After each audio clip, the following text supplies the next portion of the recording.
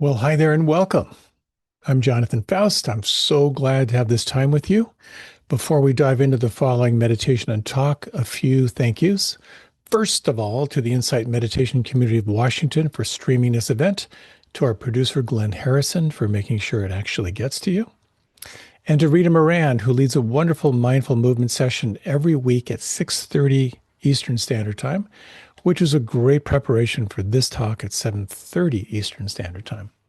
You will find links to her Zoom sessions on my website and on my Facebook page. I have a newsletter that's offered freely weekly.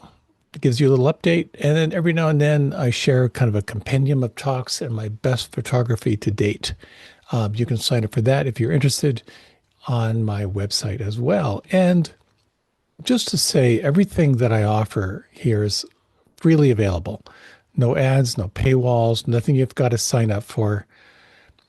Discovering these practices and these teachings has changed my life in so many ways. And so much of what I received was in the spirit of generosity, this tradition that no one should ever be denied access. If you feel moved or inspired to support what I'm doing, whether it's once in a while or ongoing, your donations make it possible for me to keep creating talks and sharing them with anyone who might benefit. So, with that being said, let's move into our meditation. The topic for the talk after this meditation is about your relationship to change and how you might cultivate greater equanimity in the midst of change. So that'll be a little bit of the theme of our meditation. So you might like to begin by stretching out in any way that feels good. Let out any sounds, any little wiggles you need to kind of work out of your system. And then when you're ready, if you like, you can close your eyes. I always find there's something magical if I really slow down. The difference between eyes open and eyes closed. You might take a moment to open your eyes again. Just look around at the colors, the quality of light, everything that's in your awareness right now. And then as you're ready, close your eyes and notice how something shifts. Awareness of the outer world is diminished. Awareness of the inner world is heightened.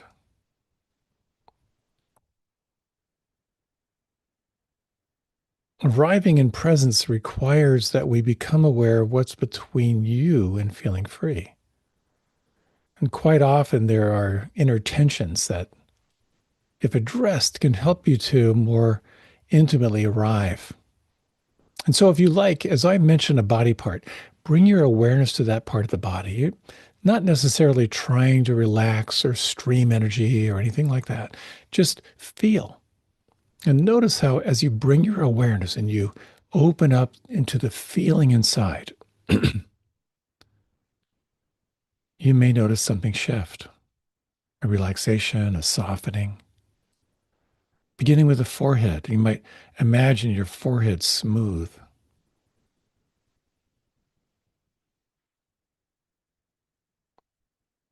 If you bring your attention to the little muscles around your eyes, what do you feel? What do you notice?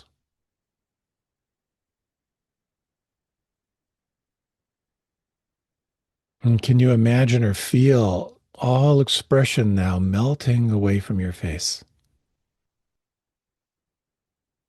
Face expressionless, sensing through the jaw.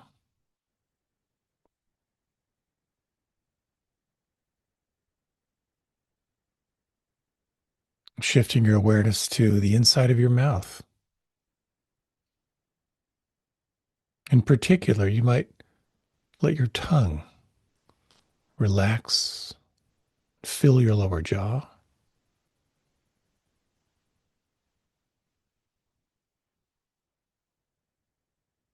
Can you sense the root of your tongue down into your throat?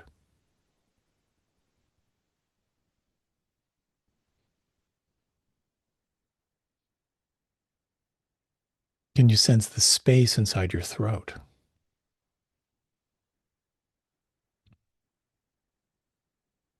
Letting your awareness now spread out through the shoulders, the tops of the shoulders, the shoulder joints, the shoulder blades,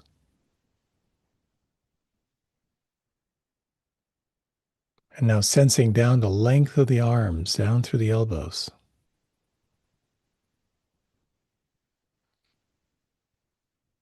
and down through the wrists,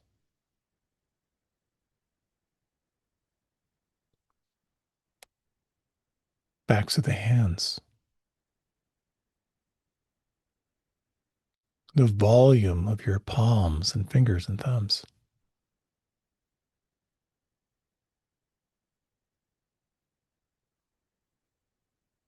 You might sense over the next 3 breaths, bring your awareness into your belly. Is it possible on each exhalation that you might soften and feel just a little more intimately inside?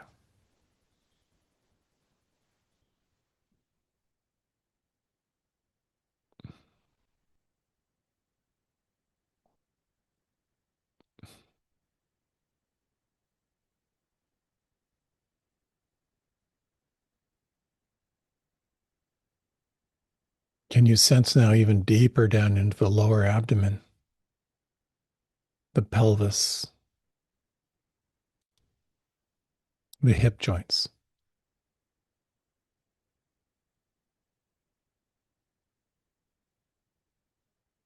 Can you now invite your awareness to flow down the legs as if through the center of the bones, down through the knees,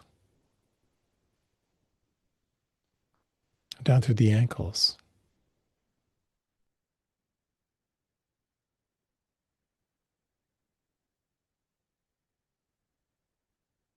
Can you feel the tops of your feet and your toes?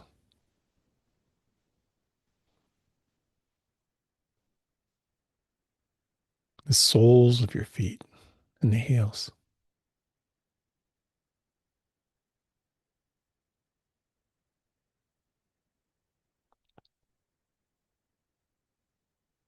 Is it possible now to open your attention to the entirety of your body, from the crown of your head all the way down through the soles of your feet, and just sense right now, is there anything that could soften or relax?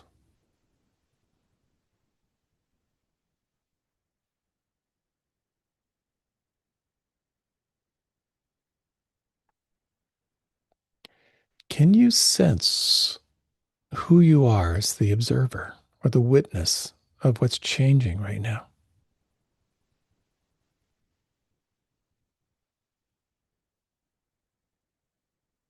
And it might be helpful for the next few minutes to narrow your attention to the feeling of the breath inside, or to the sounds, or to the feeling in the palms, and have this as a touch point, as an anchor for your awareness.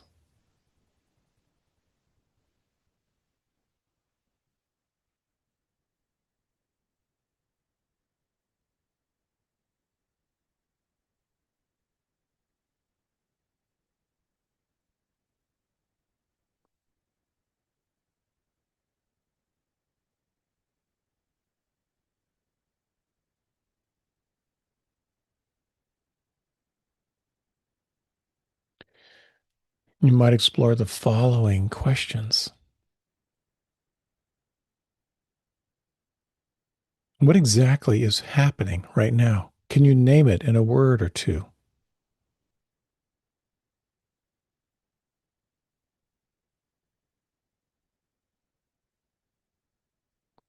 Second question, can you let it be?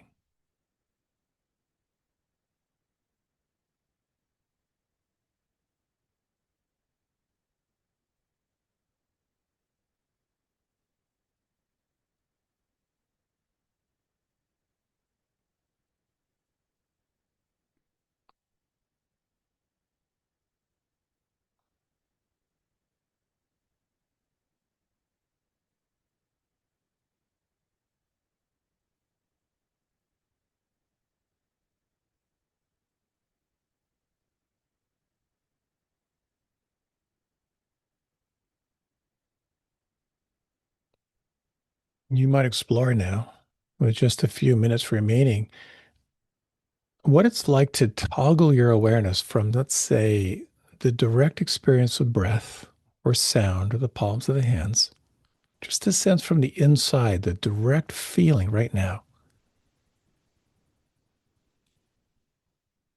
And then to shift your awareness to the perception of everything and anything that's changing.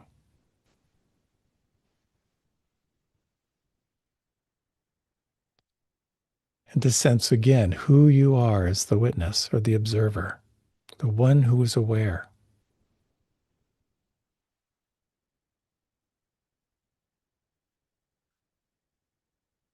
And if you like, you might now explore shifting your attention from any sense of doing to more of this inquiry into what it means to simply be or to rest in presence. What happens if you drop all technique, fully and deeply relax, open your awareness to this field of change, and explore what it means to let it all be, to sense who you are, allowing and open.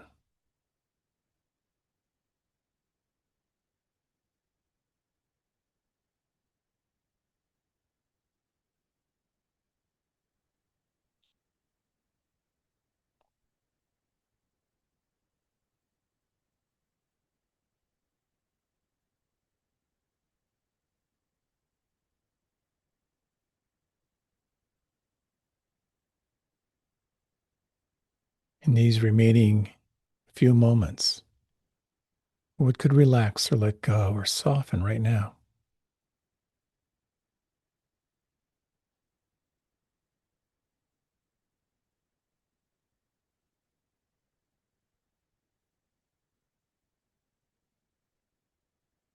Bringing your awareness again to this felt sense of here and now, the space around you. You might very gently deepen your breath, let your body shift a little bit from side to side. Let your body let any sounds stretch in any way that feels good as you begin your transition.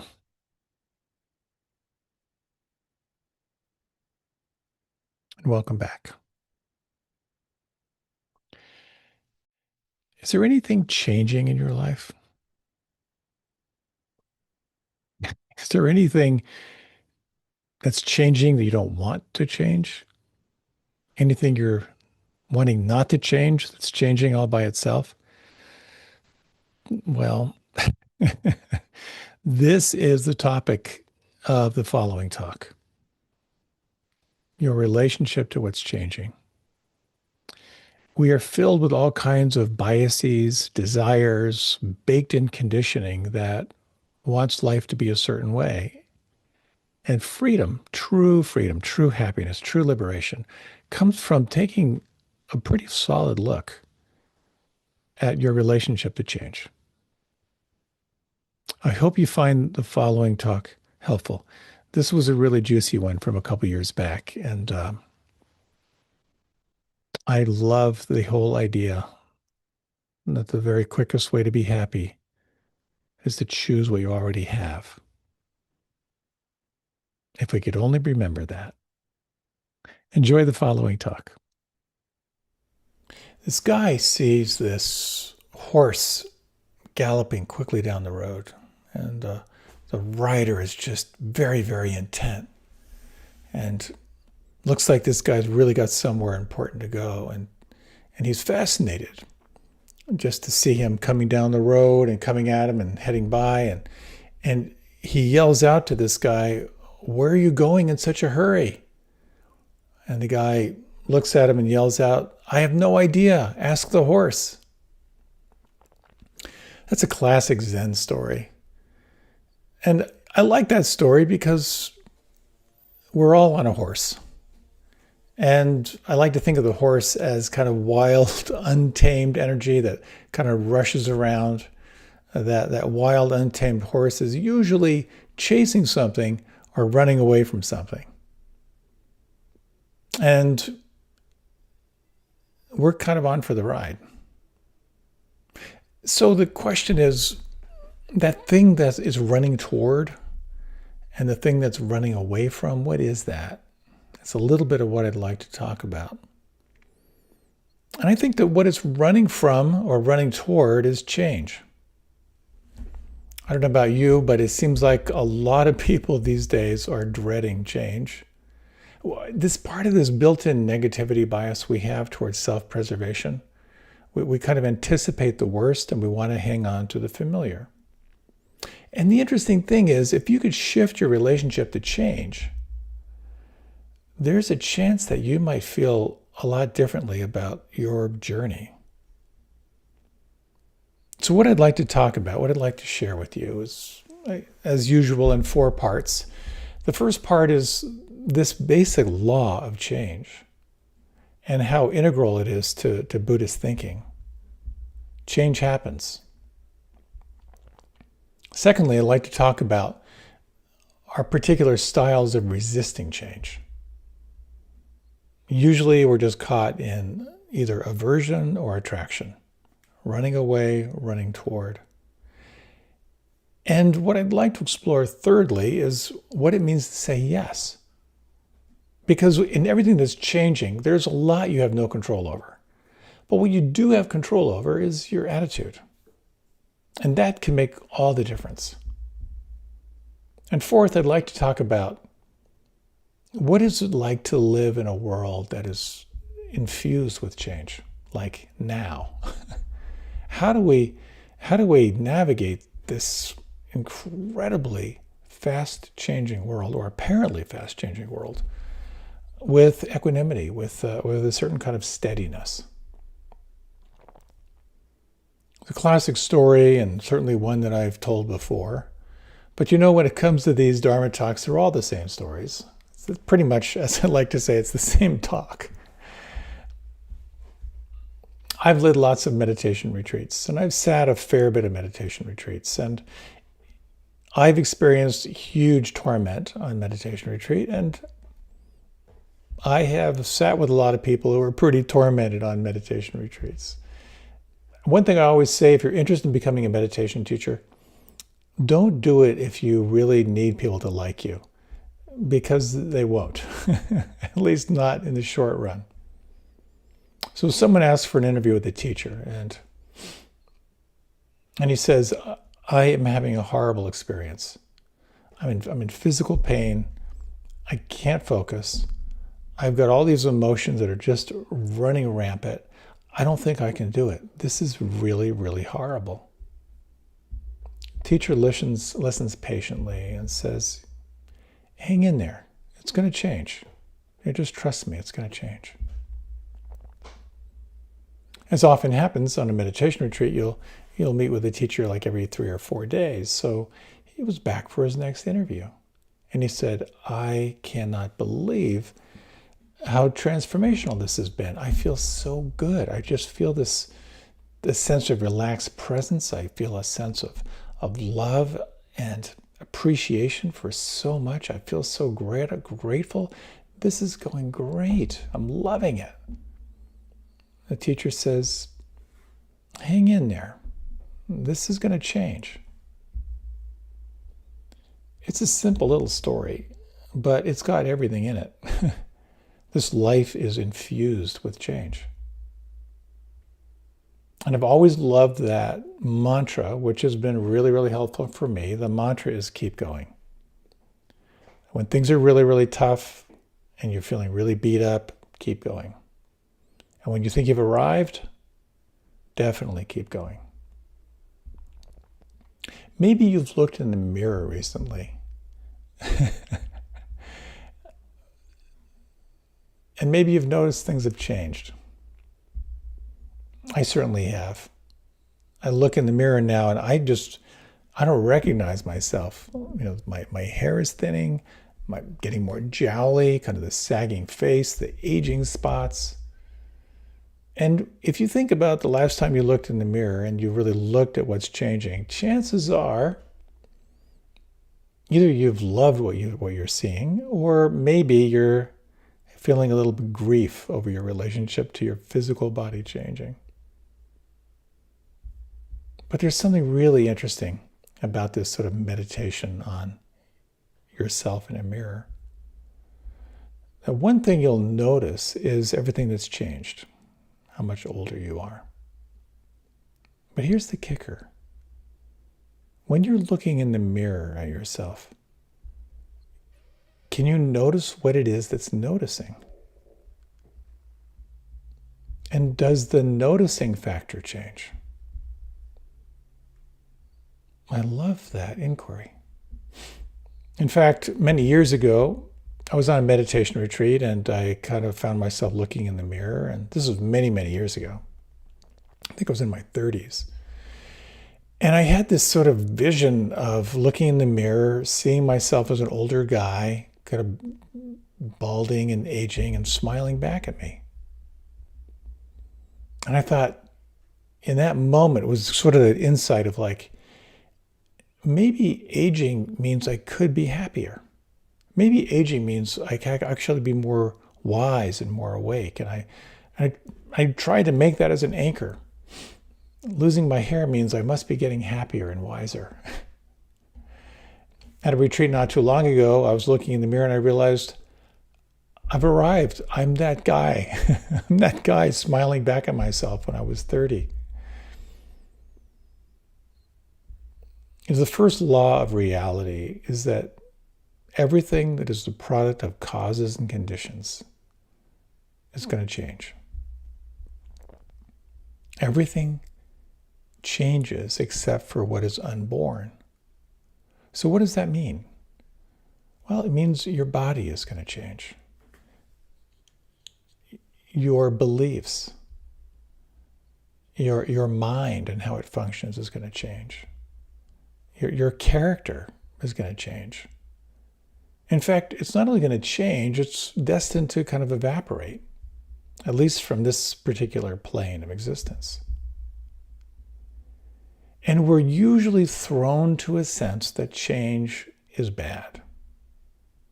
And the truth is, change is not necessarily bad. It's the label you put on it. Ram Dass tells this story of seeing this ad, and the ad said, some people call these aging spots. I call them ugly. And he wanted to create another ad that said, some call these ugly.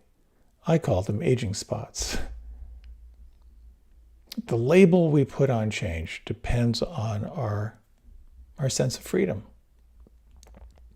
When I was 4, I could not wait to go to kindergarten. When I was 12, I couldn't wait to go to boarding school. When I was 15, I couldn't wait to get my driver's license. When I was 20, I couldn't wait to turn 21. Now that I'm in my 60s, I'm in no rush to get to 70. But it all comes down to attitude. So, a little Zen pop quiz for you, if you like. You can close your eyes. It's okay to have your eyes open, but if you would, you might close your eyes and take 3 slow, deep breaths.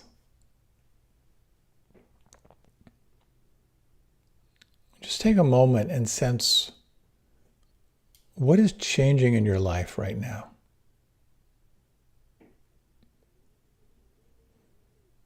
And it is possible to drill down a little more. What is changing in your life that you are resisting or dreading?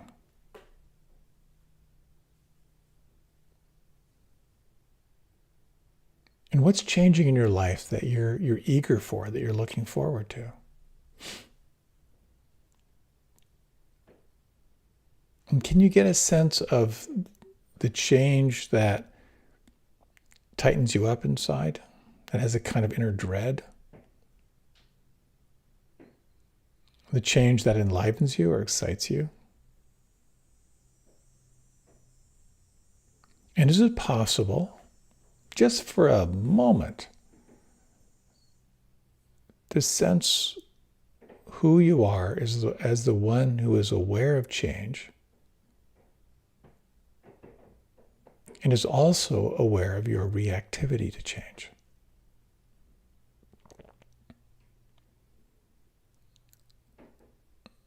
The teacher Ajahn Chah describes this as, can you be aware of the one who is aware?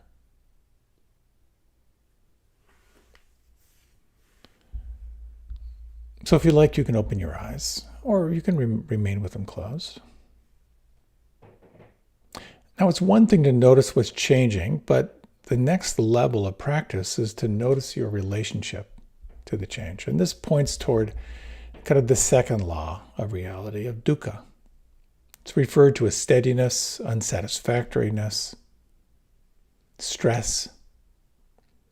And your entire state of happiness is based on your relationship to what's changing. And here, of course, you get to see your bias.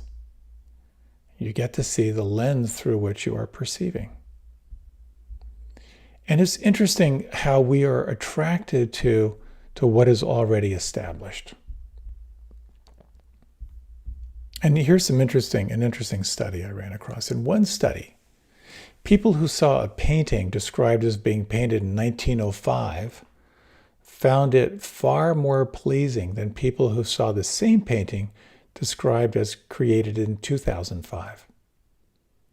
In another, they admired the appearance of a tree described as being 4,500 years old more than they did those who thought the same tree was 500 years old.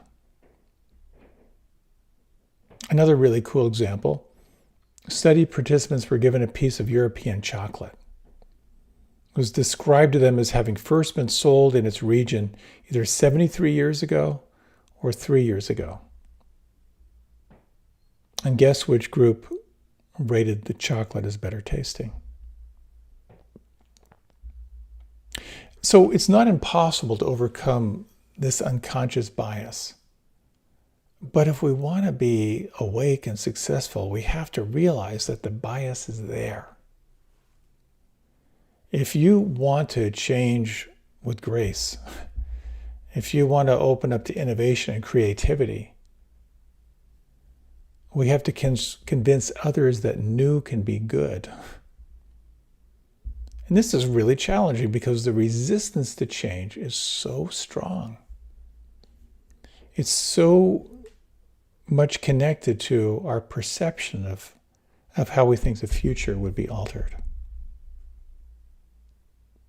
I grew up in Pennsylvania in a Pennsylvania Dutch farmhouse, 150 years old, built from fieldstone. It had really thick 14-inch walls, and it had what's called a summer kitchen. In the summer, in the basement or the ground floor, that's where they would cook to avoid kind of the summer heat. And the house that I grew up in had multiple fireplaces. And when I was a kid, my dad decided to put a porch on the front. They had to knock down some of the old construction. And I remember so clearly the foreman who was building this porch saying, the whole idea of old houses being better built is nonsense. He said modern construction is so much better. And we found out that one of the fireplaces was just held in place with what's called chicken wire, just old fencing, just sort of like suspended there. So old is not necessarily better. But we tend to resist change for a couple of reasons. One is we fear the unknown. That's really big. Or there's some sense of mistrust. We're not trusting the intent or the energy around the change. Or third, we fear a loss of control. So all this is going on in the brain, of course, and the basal ganglia, which is sort of the primitive brain or the ancestral brain, is responsible for wiring our habits. There's this cluster of nerve cells is all tied into our automatic or our routine behaviors. And we're familiar with those and they make us feel good. And yet we have to respond to change. So there's lots of change in our culture right now. My God. And guess what? There's more coming. And the greatest impact of change, of course, is climate change, societal upheaval, realizing this built-in bias toward race. All of this is coming to a head right now. And a big one that's coming up is automation. There'll be massive job losses. When we have automated driving, a lot of people are going to lose their jobs. The service industry is going to change dramatically. And so there's this huge amount of fear. Again, going back to fear of the unknown, mistrust, loss of control. And so our brain seeks comfort in the familiar. We want to look back, like make something great again. But there's another part of the brain that's evolving. Another part of the brain that sees new possibilities. And when you can quell or calm that primitive brain that is all about self-preservation, then something pretty magical arises. Some call it insight. Some call it simply opening to new possibilities. So it's an interesting thing. As much as you might identify as a progressive and open to new change, when you really explore how much your life is built on habits, how much your basal ganglia is organized around familiarity, it's quite interesting to see how much we cling to the familiar. And of course, this gets more and more exacerbated in our culture because now with the polarization, we can read and watch and listen to only the people we agree with. And in this polarization, we have to find a way to respond positively to change. And it's not just a general sense of well-being, it's our survival right now. Darwin famously said that it's not the fastest or the strongest that survive.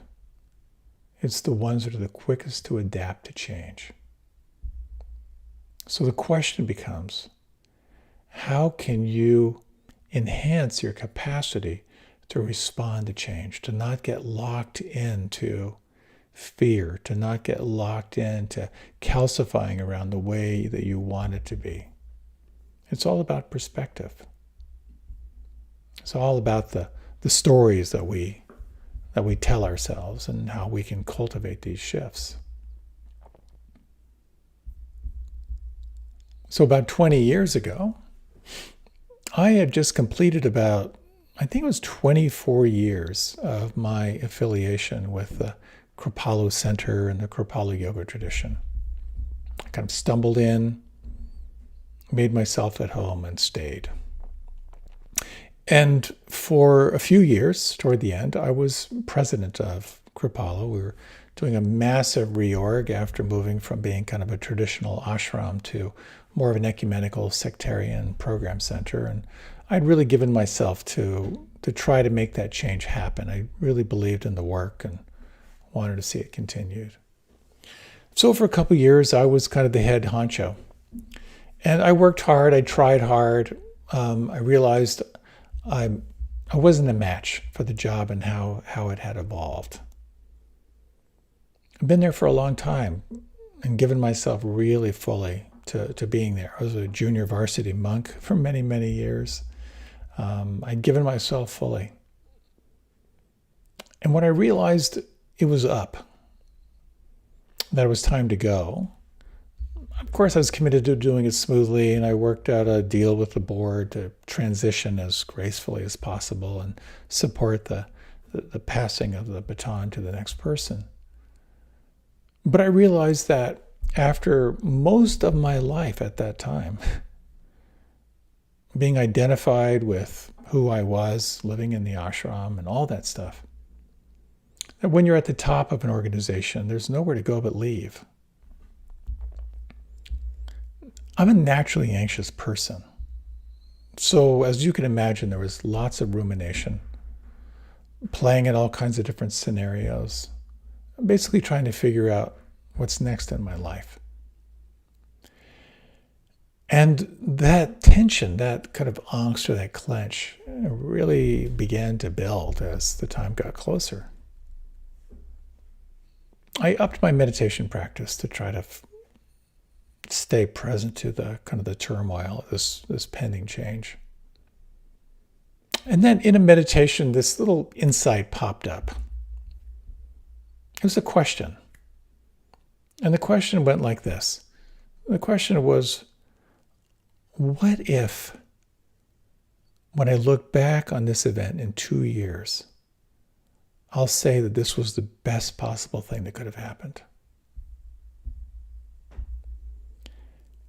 That question, what if this was the best thing that could have happened, shifted my state in a powerful way?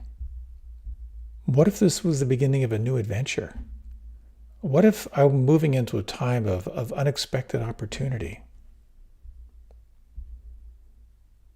It began to really enliven me and shift me from a sense of dread to a sense of feeling pretty good about it, even though I had no idea where I was going to go. And I had some pretty wild scenarios planned out as possibilities.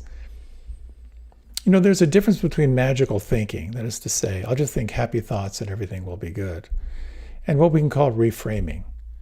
And this was really kind of a question that helped me to kind of reframe my whole experience from like, oh my God, what am I going to do, to what if this is an unprecedented time of new opportunity? And what I noticed was that when I kind of moved out of that self-preservational negativity bias, I was more relaxed. I was actually able to kind of savor my time. And most importantly, I was a lot more intuitive around what was coming next. So this sense of reframing can be a really powerful practice, because we tend to look through this very small frame, and then when you open the frame and you pay attention, those inquiries can be really, really juicy. So if you like, a little Zen pop quiz. Once again, if you like, you can close your eyes. And if you would, take 3 slow breaths.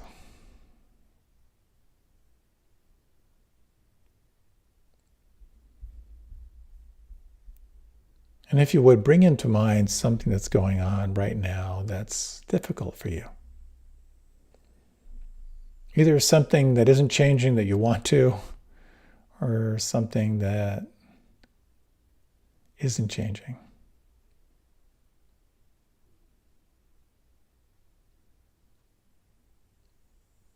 It can be a small little thing, or maybe something with a little more of a grip.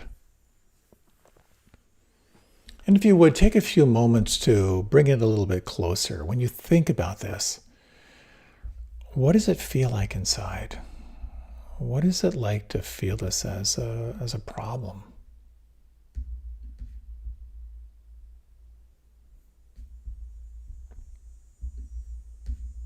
And then if you would, ask yourself the following question. What if in 2 years you were to look back at this and realize this is the best possible thing that could happen?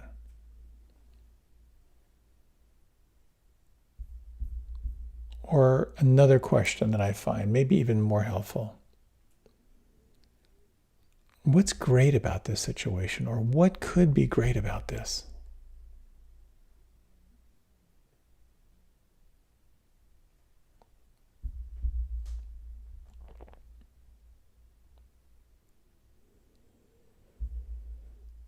So if you like, you might deepen your breath. Of course, sometimes your resistance to change, either wanting something to change or not wanting to something change, can have really, really deep roots. And it really requires some really, really deep investigation.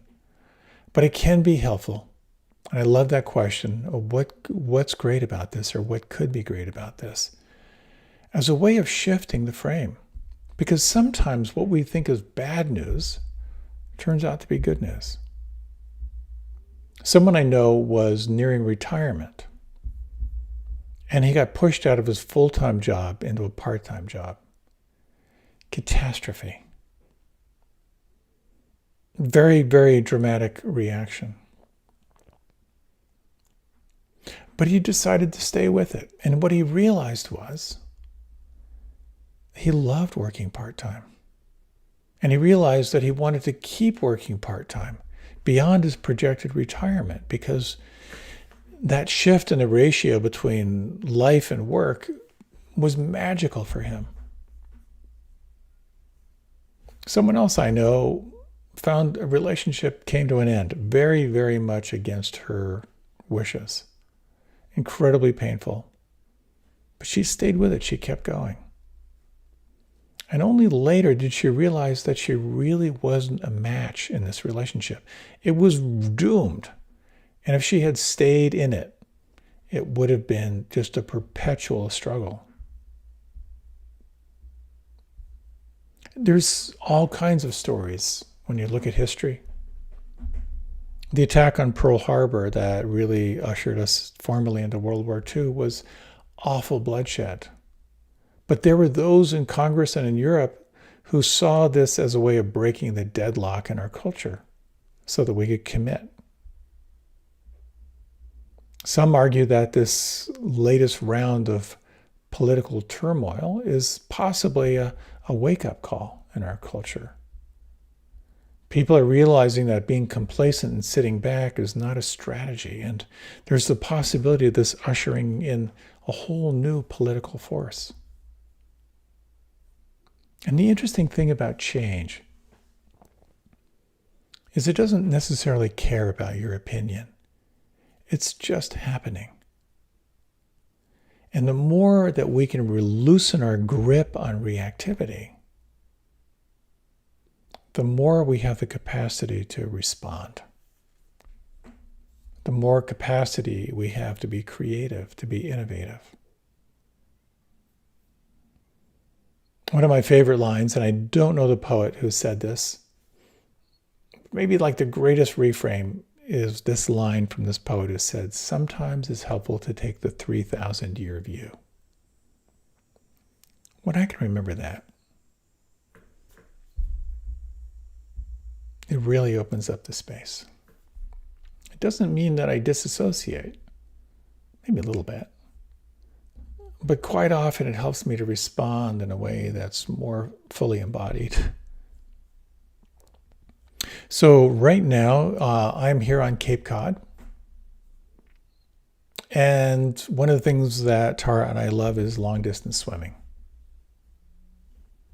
And I've had some opportunities to explore resistance, because on the bay side of the Cape, quite often the current will flow kind of around the whole bay, and the water warms up in the shallower water.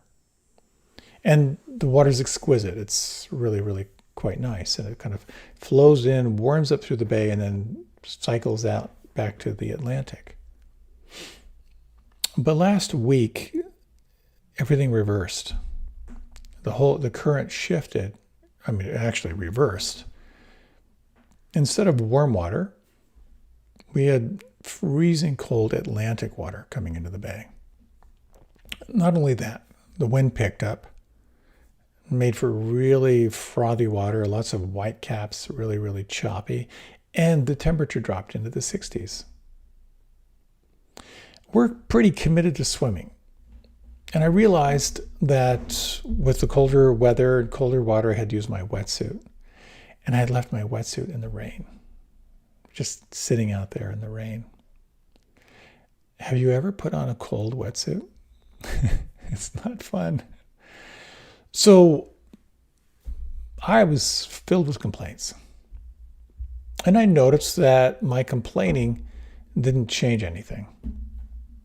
I had zero control over the weather. But I did have control over my attitude. So I went for a swim in cold, freezing cold, choppy water. And what I did was I focused on reframing. So what I told myself was, I'm going to be so glad I did this. The second thing I said to myself was, I'm going to really develop some new skills. Learning how to swim long distance in really, really choppy water. My number one strategy is to call it an adventure. And I realized if I call something an adventure, somehow that's okay. And so I swam, and it was a really hard, challenging swim, and it was a great adventure. And a tremendous sense of accomplishment, a sense of developing some skill. And I was glad I did it. And I had to go through the same process the next day, of course. So learning how to be aware of your attitude when it comes to change and learning how to shift or reframe your attitude is huge. So another little Zen pop quiz, if you will. If you like, you can close your eyes. And you might bring into mind, again, something where you feel some resistance, something that's changing. And either it's changing, you don't want it to, or it isn't changing and you do want it to. And just take the next 3 breaths, if you would, to kind of bring into mind a little issue you'd like to spend a couple minutes with.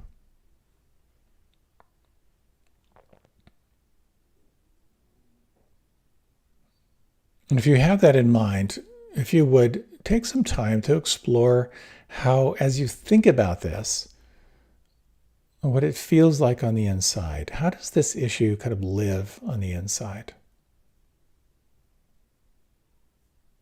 Is there a predominant feeling or sensation that you can identify?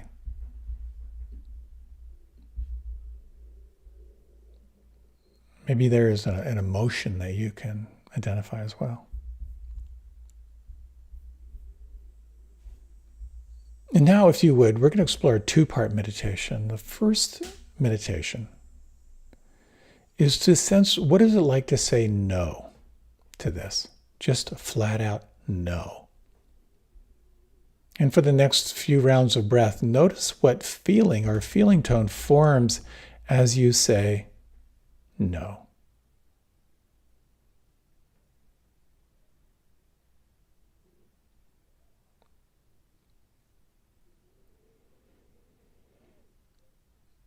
Now, if you would, explore what it's like to say yes. To say yes to the change. What do you feel and what do you notice?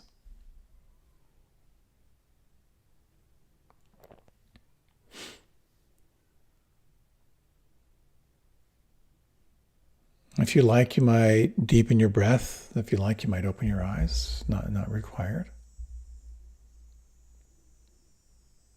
In this classic meditation, kind of the yes-no meditation, is many people report that when you say no, there's a closing down, there's a shutting down. And when you say yes, there's kind of a softening, an opening. Not in all cases. Sometimes no feels really, really good. But the important thing here is to notice that, number one, life is about change. It's a flow of change.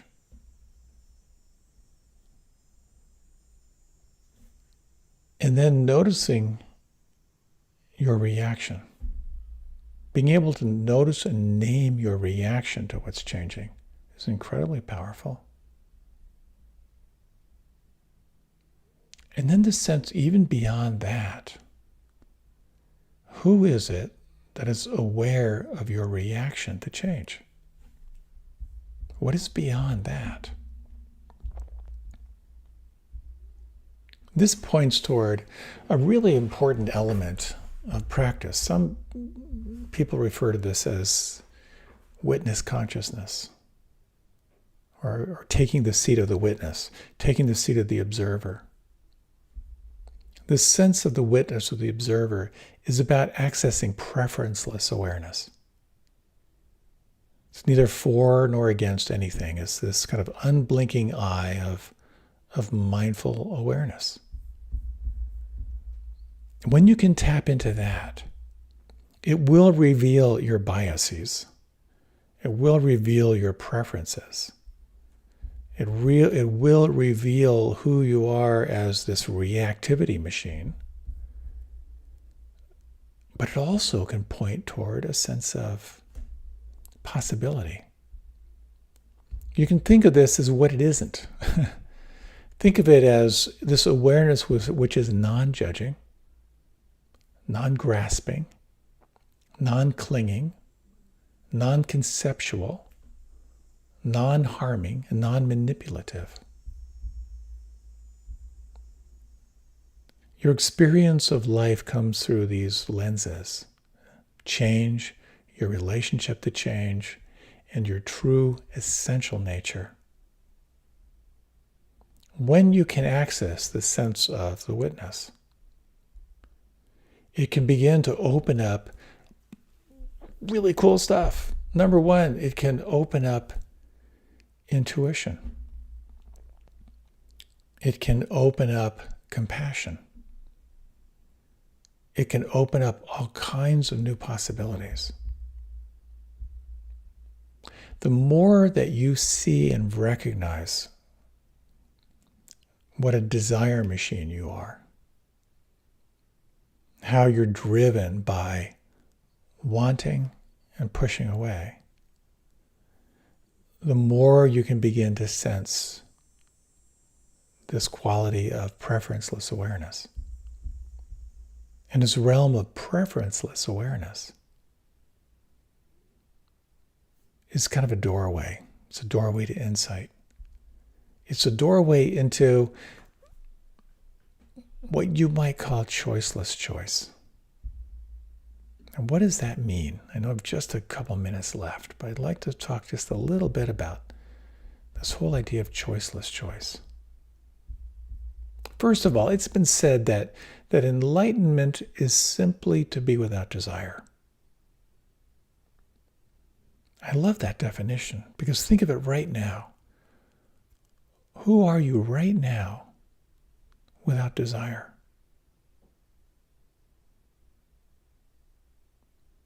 It might give you a little glimpse into the sense of pure preferenceless awareness.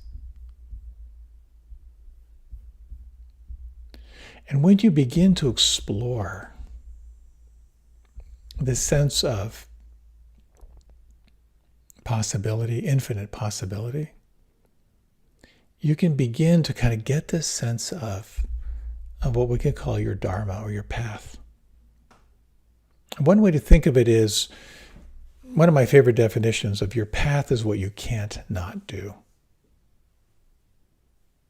Sometimes it's a rare thing to touch into that, but when you look at your options, the more you can cultivate this sense of witness, this sense of preferenceless awareness, the more you can sort of sift down beneath your biases, beneath your preferences, and get to that place of, you know what, I have lots of choices here, but in my heart of hearts,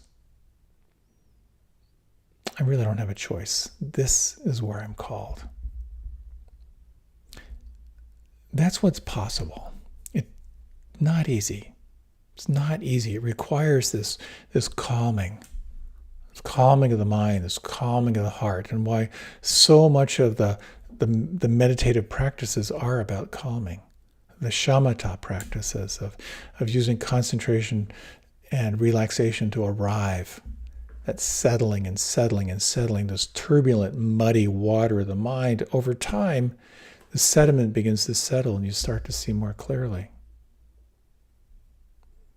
So when you find yourself confronted with something that's changing and you don't want it to, or something that isn't changing and you want it to, it can be tremendously powerful to slow down and to pause, to explore what it means to take this seat of the witness, to explore intimately and to investigate what's changing, and then to explore your relationship to what's changing. quite often when you track back your reactions, you can sense how old those biases are. You may begin to sense how much your reactivity is based on fear of losing control or a lack of trust. And if you can bring a sense of mindful awareness, of non-judging awareness to that, and if you can bring a sense of empathy or compassion to that, you may be able to tap into what Darwin talked about. It's not about the smartest or the strongest who survive. It's about the ones who are the quickest to adapt to change. And to adapt to change means that you have to see into those biases,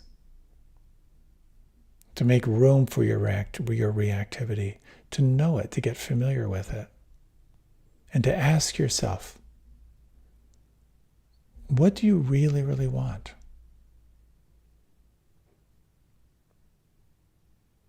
There's a phrase in Icelandic. I'm not familiar with it. I'm familiar with the phrase. I'm just not familiar with how to say it in Icelandic. But because there's only one real port in Iceland and Reykjavik, a lot of the fishermen would have to go out directly into the waves. And what this phrase refers to is you have to wait for the right wave. And it's that patience of waiting, that sense of inner listening to, that sense of choiceless choice. That is part of the mystery of the practice. The more you relax, the more you calm, the more clearly you will see.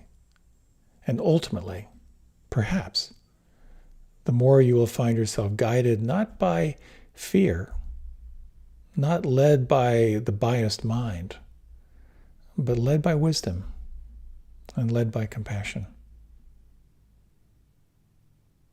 So whatever is changing in your life, may you meet it with ease, may you meet it with equanimity, and may you be guided by that wise heart. I hope this was helpful. It's great to be with you. Best wishes, and I look forward to being with you again.